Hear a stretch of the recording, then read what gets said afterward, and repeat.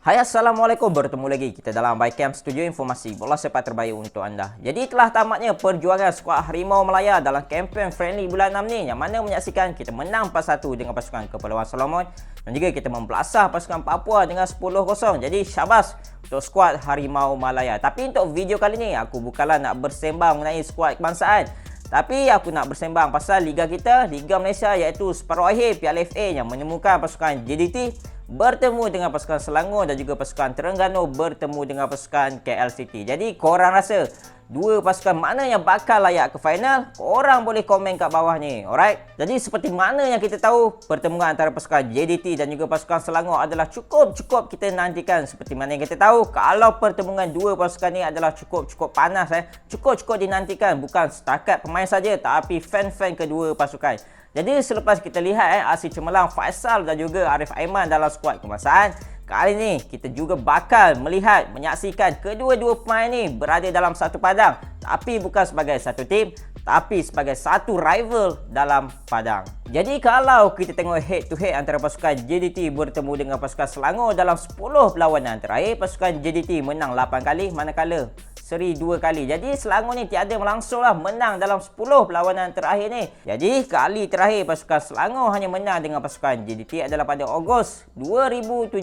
Jadi satu tempoh kemarau yang cukup lama kemenangan pasukan Selangor ke atas pasukan JDT ni. Jadi kalau kita tengok laluan kedua-dua pasukan ni untuk layak ke semifinal, pasukan JDT membelasah pasukan PDRM 3-0 pada pusingan kedua dan juga membelasah pasukan Penang 5-0 dalam perlawanan suku akhir.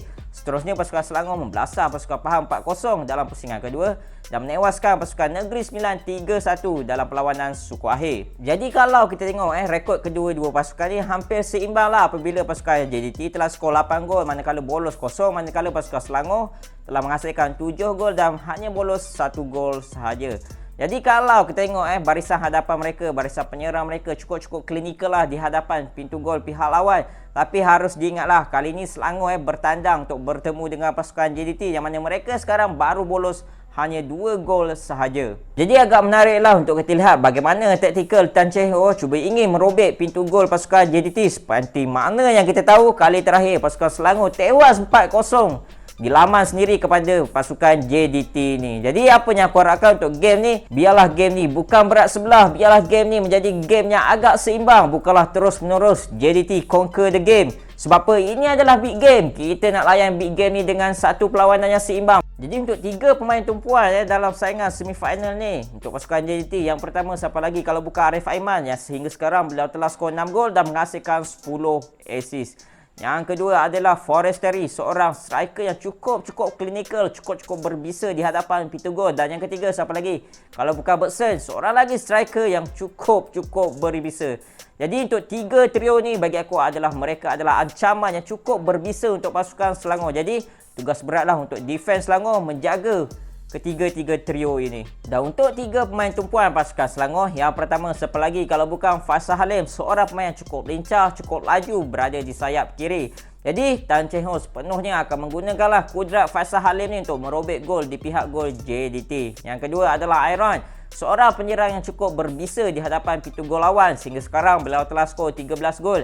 Dan yang ketiga adalah seorang pemain tengah iaitu Al-Rawabdi. Seperti mana yang kita tahu, bahagian tengah pasukan JDT cukup solid sekarang, dan mampukah Al-Rawabdi ni menggalas tugas untuk mengawal bahagian tengah Selangor nanti, untuk mengawal bahagian tengah nanti, okey? Itu adalah perkara yang cukup menarik untuk aku saksikan. Jadi untuk pengetahuan korang, Al-Rawabdi ni bermain penuh dalam 90 minit permainan ketika bertemu dengan pasukan Serbia dan juga pasukan Jamaika. Bukan kaleng-kaleng pemain ni. Terusnya untuk pertemuan antara pasukan Terengganu bertemu dengan pasukan KL City, tak kurang menariknya. Dihabarkan tiket online telah sold out. Jadi aku cukup pasti yang Stadium Sultan Mizan ni akan full house nanti. Sebab apa? Mereka ingin melihatlah pasukan kesayangan mereka ni sekali lagi layak ke saingan final Piala FA. Sebab apa? Tahun lepas pun mereka layak final Piala FA.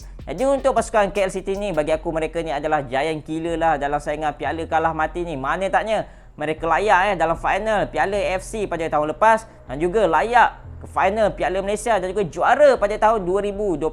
Jadi Aku cukup-cukup yakin yang KL City ni akan beri tentangan yang cukup sengit dalam perlawanan semifinal bertemu dengan pasukan Terengganu nanti. Jadi kalau kita tengok 10 perlawanan terakhir antara kedua-dua pasukan ni, Terengganu menang 7 kali, KL City menang 2 kali dan seri sekali untuk kedua-dua pasukan ini. Terusnya untuk laluan kedua-dua pasukan ni layak ke separuh akhir Piala FA ni pasukan Terengganu menewaskan pasukan Melaka 4-0 dalam pusingan kedua, menewaskan pasukan Kelantan 4-2 dalam saingan skor akhir. Manakala pasukan KL City menewaskan pasukan Immigration 2-0 untuk pusingan kedua dan menewaskan pasukan Sabah 2-1 dalam saingan skor akhir. So kat sini kita tengok pasukan Terengganu ni lebih unggul lah untuk jumlah gol apabila mereka menjaringkan 8 gol. Jadi bagi aku untuk game nanti, bagi aku itu adalah perlawanan yang cukup seimbang lah. Kalau kita tengok macam mana persembahan pasukan Terengganu ni boleh bagi fight untuk pasukan JDT, tapi sayang sebagai dua rekat terus merencatkanlah perlawanan mereka ketika itu.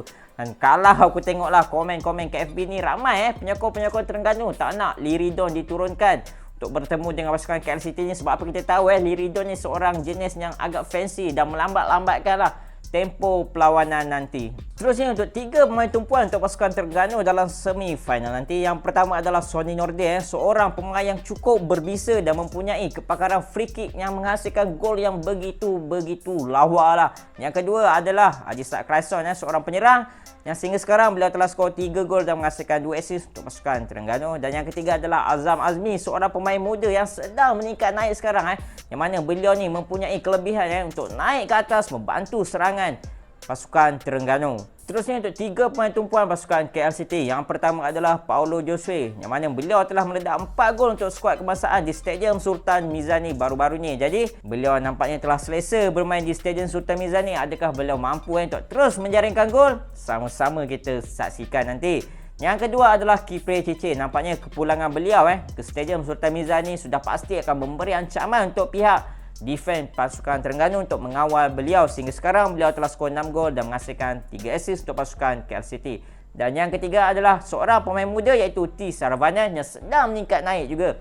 Sehingga sekarang beliau telah skor 3 gol untuk pasukan KL City. Jadi geng, aku tanya lagi sekali, apa dream final korang untuk final Piala FA nanti? Korang boleh komen kat bawah ni. Alright, jadi all the best, good luck untuk keempat-empat pasukan ni. Tunjukkanlah tiada gaduh-gaduh, tunjukkanlah satu perlawanan yang cukup menarik untuk kita saksikan. Jadi itu sajalah video aku untuk kali ini. Aku Lan, Assalamualaikum.